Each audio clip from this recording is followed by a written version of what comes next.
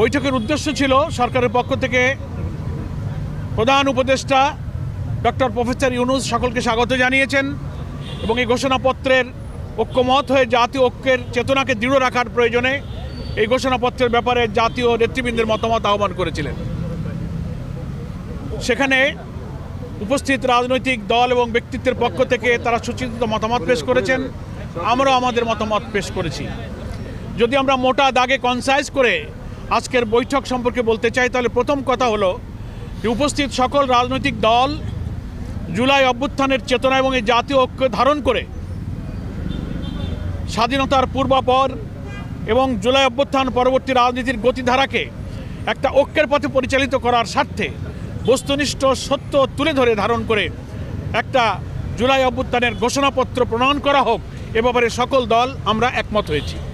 এটা হলো প্রথম কথা। দ্বিতীয় হচ্ছে, এই ঘোষণাপত্র চূড়ান্ত করার জন্য 2 দিন আগ থেকে সরকারের পক্ষ থেকে তাদের প্রতিনিধিরা রাজনৈতিক দলের কাছে যে ঘোষণাপত্রের খসড়া পেশ করেছিলেন, সেই খসড়াগুলো সবাই সময় মতো পায়নি।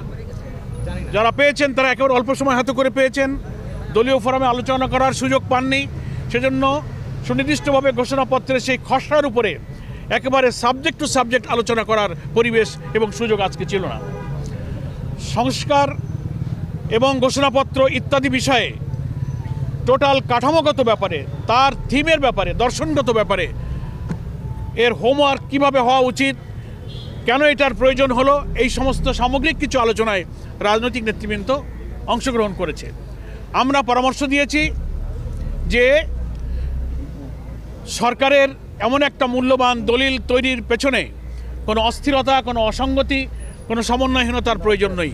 ধীর স্থিরভাবে আমাদের এই ঘোষণাপত্র প্রণয়নের জন্য প্রত্যেকটি রাজনৈতিক দলের সঙ্গে সরকারের এক্সচেঞ্জ অফ ভিউজ হওয়া দরকার, মত বিনিময় হওয়া দরকার। এবং অনেক মৌলিক জিনিস এই কাঠামোর মধ্য থেকে বাদ পড়েছে।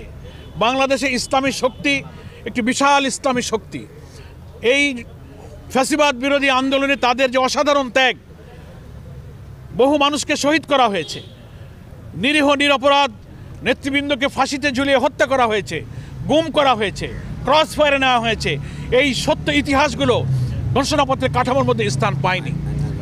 আমরা আয়না ঘরে গুম করা হয়েছে এবং অনেক মৌলিক জিনিস এই ইতিহাস থেকে যেন বাদ না পড়ে যায়, সে ব্যাপারে আমরা সরকারের দৃষ্টিতে আমরা এনেছি অনেক কথা। এবং আমরা বলেছি যে একটা প্রসেস, একটা প্রক্রিয়া এমন হওয়া দরকার যেন রাজনৈতিক দল এবং সকল স্টেক হোল্ডার এখানে মতামত দিতে পারেন। সরকারের পক্ষ থেকে একজন মাননীয় উপদেষ্টা দায়িত্ব নিয়ে এটা বলেছেন যে আপনাদের সকলের কথা আমরা ধৈর্যের সাথে শুনেছি এবং আজকের এই আলোচনাটা একটা প্রাথমিক আলোচনা হলো এবং খবর পাওয়া, ঘোষণাপত্রের কপি পাওয়া, মিটিংয়ে উপস্থিত হওয়া ইত্যাদি বিষয়ে যে কিছু অসংলগ্নতা এবং কিছু যে ব্যতিক্রম, কিছু ভুল ত্রুটি, কিছু গ্যাপ হয়েছে, এটা ওখানে অনেকেই তুলে ধরেছেন। সরকারের পক্ষ থেকে মাননীয় একজন উপদেষ্টা এটা স্বীকার করেছেন যে সময়ের সীমাবদ্ধতার কারণে, আমাদের অনেকটা তাড়াহুড়োর কারণে আমাদের কিছু গ্যাপ হয়েছে। তো আজকে এই বৈঠকটা প্রাথমিক বৈঠক।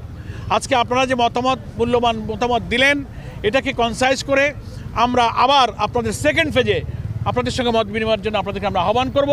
তখন সকলের মতামতের ভিত্তিতে জাতীয় ঐক্য যেন বিনষ্ট না হয়, এত রক্তের বিনিময়ে অর্জিত আমাদের এই নতুন বাংলাদেশ, এই নতুন স্বাধীনতার যে রাজনৈতিক চেতনা, যে ঐক্য, এটা যেন আমরা ধরে রাখতে পারি, ঘোষণাপত্রটা তার মধ্যে যেন প্রতিফলন ঘটে।